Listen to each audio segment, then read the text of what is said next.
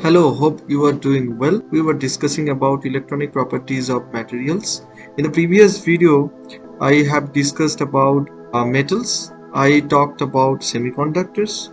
Now, I thought let's discuss some properties on insulators. Welcome to Materials Horizons. I am Subro. See you after the intro.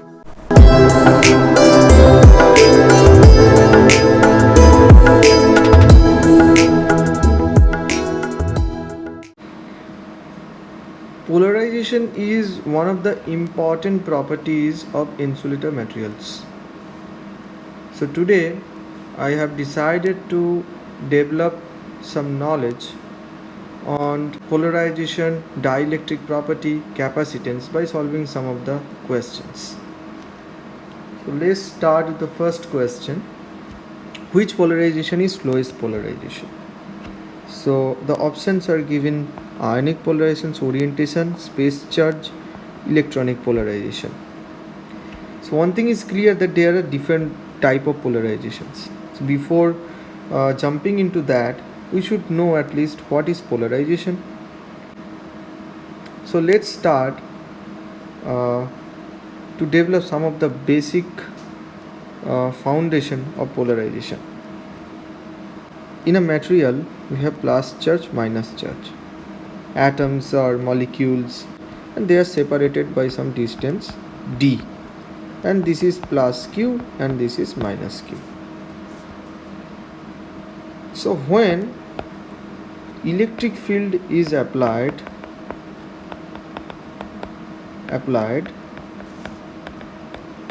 those atoms are displaced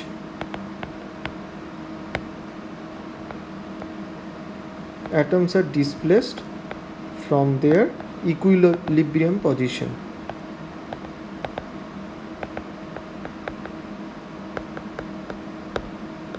And this phenomena is called polarization. So they are polarized now. How that will happen? When the electric field is applied, so electric field goes from positive side to negative side. So external electric field is applied, so that plus charge will move more into the negative side, but that minus will be shifted more to the positive side. So the distance between them will decrease here in this case. The important thing to take from here is they are displaced from their equilibrium position. So what is the polarization? Polarization is dipole moment per unit volume. Dipole moment is given by mu, and this mu is actually this charge q into d. This dipole moment is directed from negative charge to positive charge. Okay. So this dipole moment is also proportional to the applied electric field. So now this dipole moment can be, if you remove this proportionality sign, it will come as alpha into E. So this is vector. I have put the vector sign. So this alpha is called the polarizability, the ability to get polarized. Okay. The polarization ultimately is P equal to mu into N. What is N? So number of dipoles per unit volume. Okay. From previous video we know that this N can be calculated as Na, Avogadro number, divided by molecular weight into density of the material. We can calculate. It can be useful sometimes in the problems. So far we have known a little bit about polarization. So polarization may be of different types. What are those types? So the first type we are going electronic polarization. Electronic polarizations happens in atomic scale. In an atom, the nucleus is there and electron is revolving around this nucleus. So electron cloud is present actually across the nucleus. So when electric field is not applied, but if electric field is applied, this electron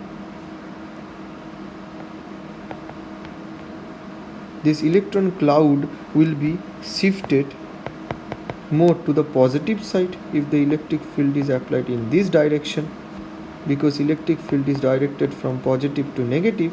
So electron will be shifted this way and positive nucleus will be shifted in the opposite direction. So again that will generate some polarization, and this is called the electronic polarization. Second is ionic polarization. In ionic polarization happens for ionic materials like NaCl, Na plus Cl minus, KCl, K plus Cl minus, this kind of solid.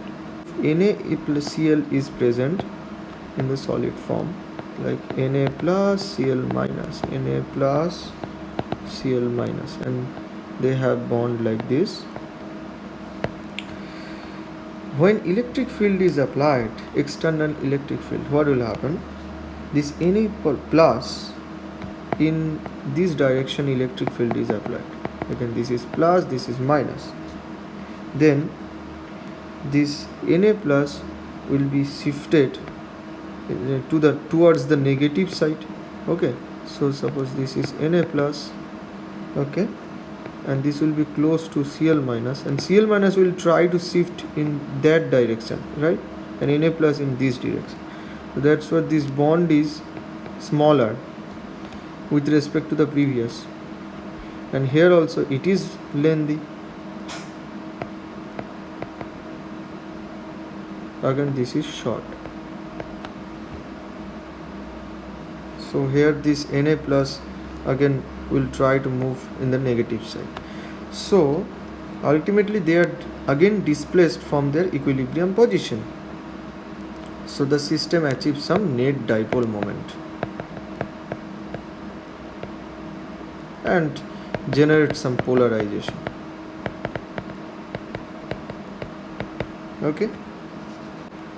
Another kind of polarization we have, that is called orientation polarization. In orientation polarization, the molecules have permanent dipole moment even in the absence of electric field. This is quite interesting. Okay, suppose HCl, it has plus delta plus, some electrons are density is less, here electron density is more, so the dipole moment will be from negative to positive. So it has some certain dipole moment, but obviously they are oriented in different directions. When electric field is applied, dipole moment are almost oriented in the directions of the electric field. So this is called orientation polarizations. But for ionic polarizations, when there is no electric field, ultimately the dipole moment are cancelling each other. But here they have certain dipole moments even in the absence of electric field, right? So last but not the least, that is space charge polarization. In the case of space charge polarization, there is an accumulation of charge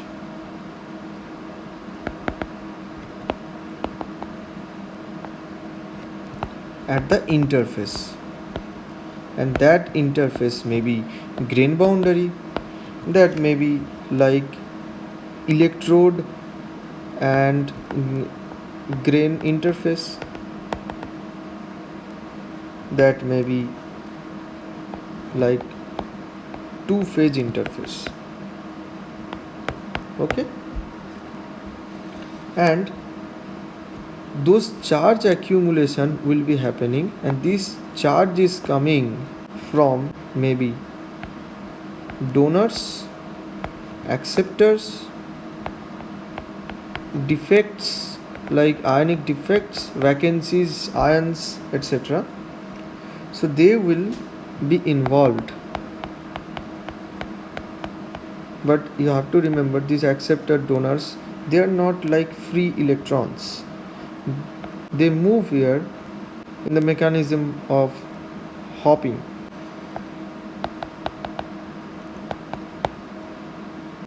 So one thing is clear, in space charge polarization, the distance covered by the charge is large or associated with large diffusion length. So it is actually very difficult to happen, or in the sense I can say that it takes time to happen. Time is large. Okay, so that is why this polarization is very slow. Okay, happens in low frequency. So I just related it, right? But if you relate the others like electronic polarization, which is very quick, okay, this happens very quickly. Just electrons are shifted.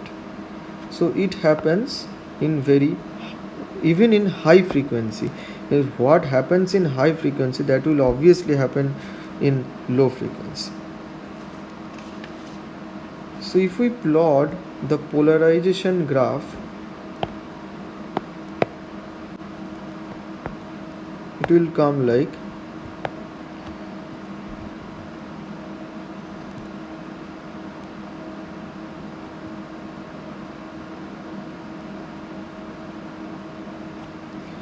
so. This is electronic polarization. Because of that, this is polarization, this is frequency. This is because of ionic polarization, this is orientation, and this is because of space charge.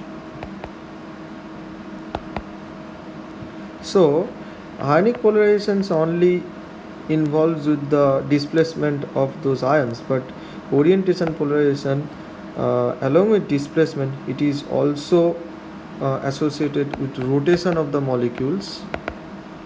I have shown that the molecules are like that. When the dipoles are like that, electric field is applied, they will rotate and align themselves in the directions of the electric field.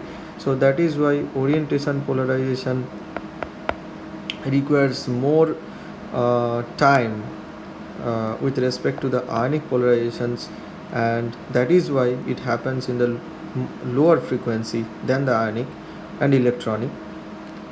So the important thing is here some resonance present in the junction of electronic and ionic polarization. Okay,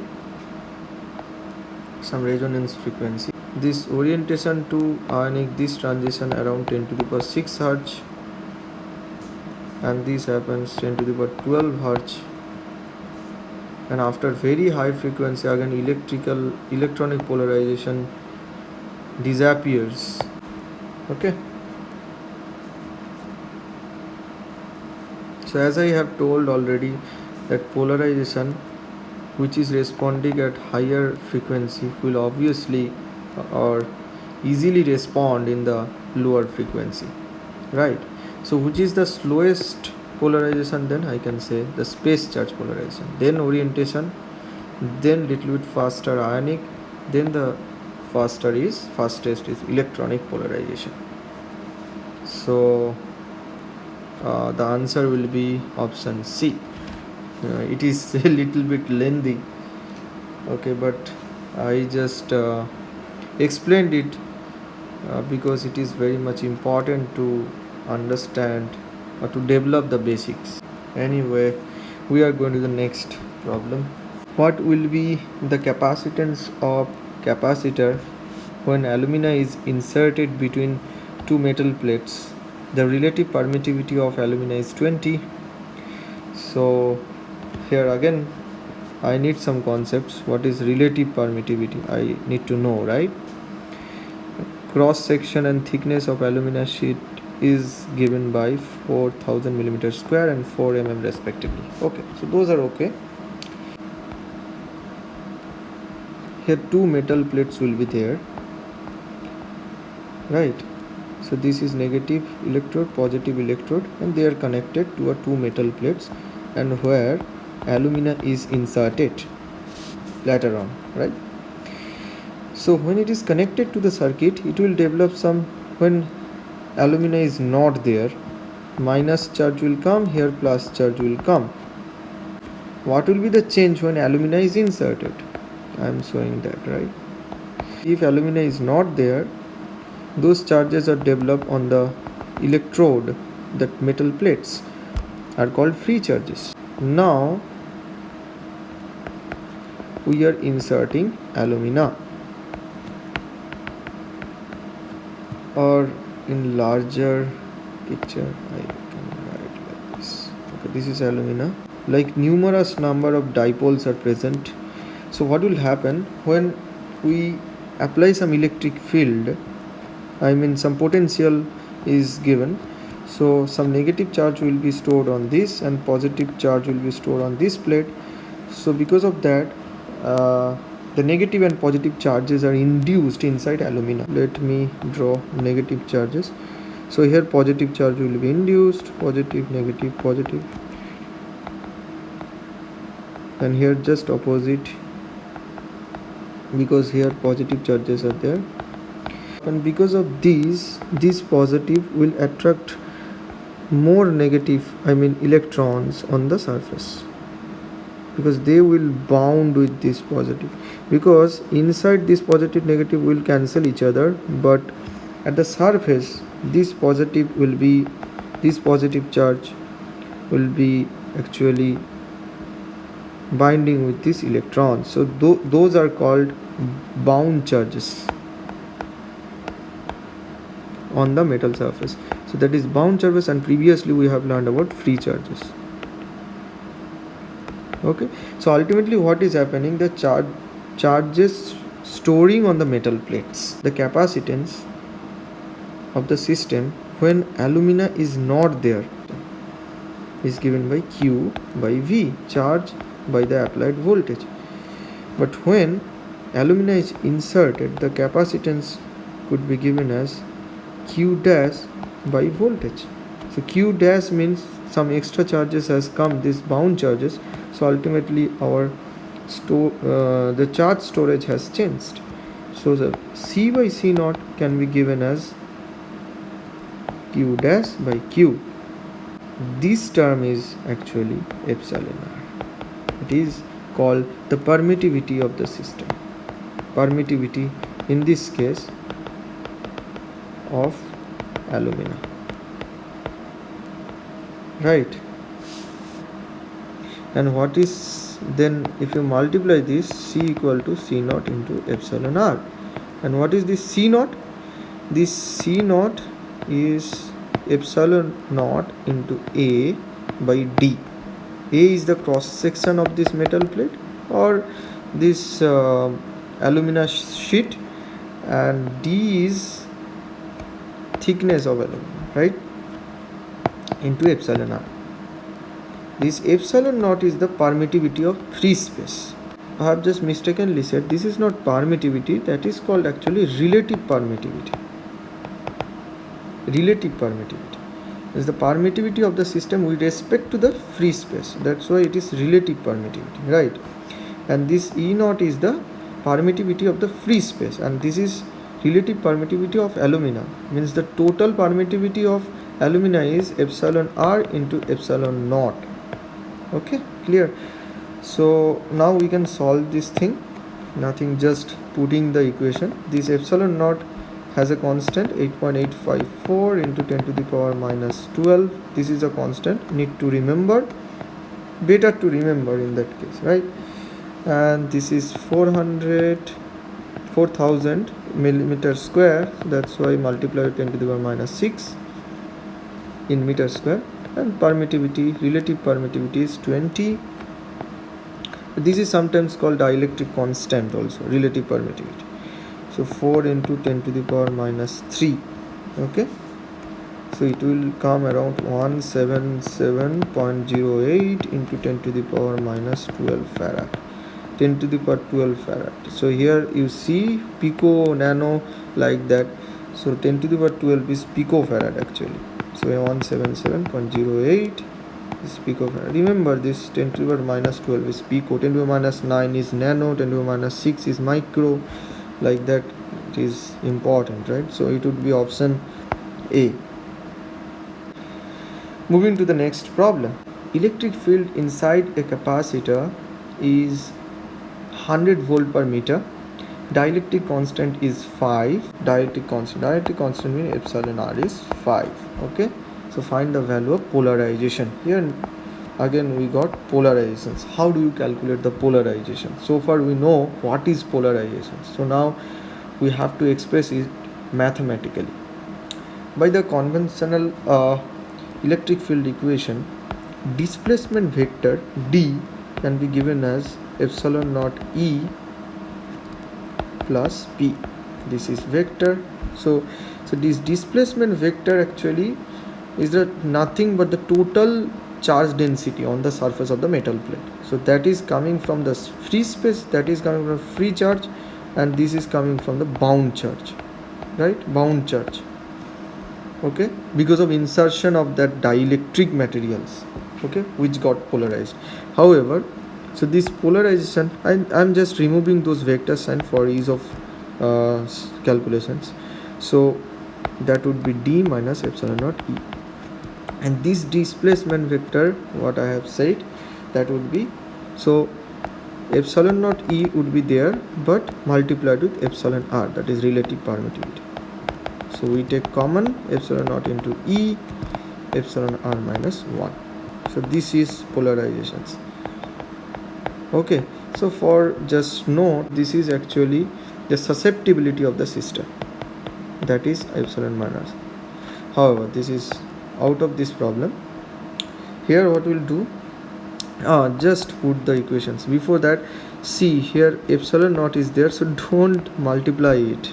Okay, so keep the epsilon naught outside. So it would be 100 volt per meter, epsilon r in place 5 minus 1 into epsilon naught. So what would be the answer? It would be 400 epsilon naught.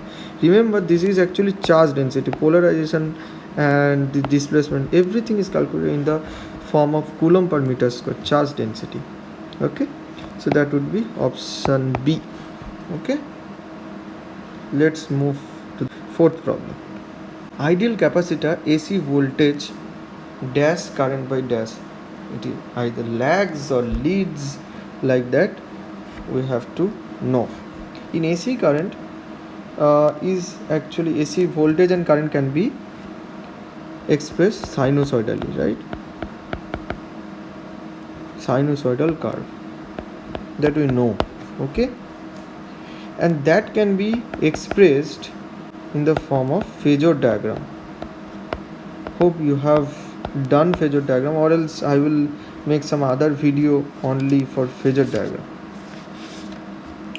Mathematically we can prove that I always leads the voltage by 90 degree. Anti-clockwise, it means leads actually. So current leads voltage for capacitance, obviously ideal capacitance, because in real capacitance obviously it has some loss, so that doesn't happen.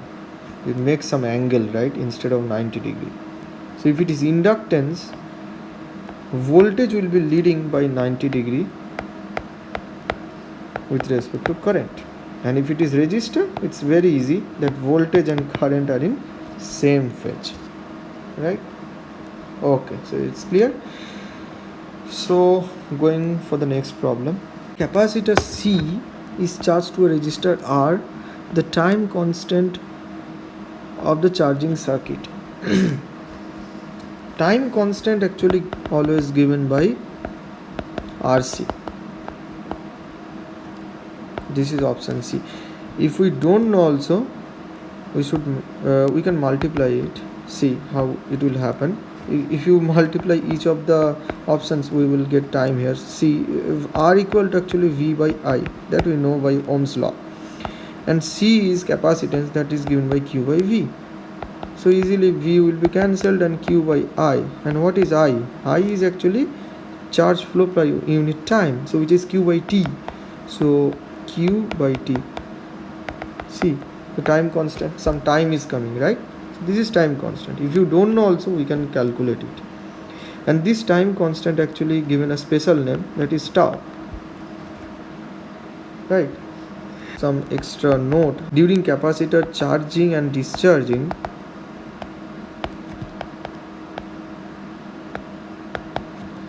the voltage and current I am saying, they actually don't follow linear curve with time, rather they follow exponential curve. It also comes as a question that what they follow. Suppose V initially is like that.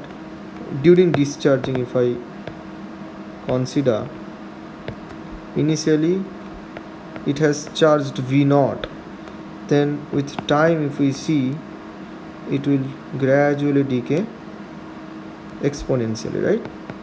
So that will be given like exponential minus T by tau, right? This tau is actually RC. Okay, if you calculate tau, we can come around here. So where the voltage we can calculate as V0 exponential minus 1, because we are putting t equal to tau, so that we can V0 by 2.7. okay, where this V would be 0.37 into V0. So that means it should not be here, it should be near here, right? So where the voltage would be 0.37 of the V0, so that decay time is given by tau. Okay, so that is actually in RC circuit, this is called time constant. Okay, that's it for today's video. If you haven't subscribed yet, please subscribe, and if you like the video, please like and share. Thank you very much for watching. Stay safe. Bye bye.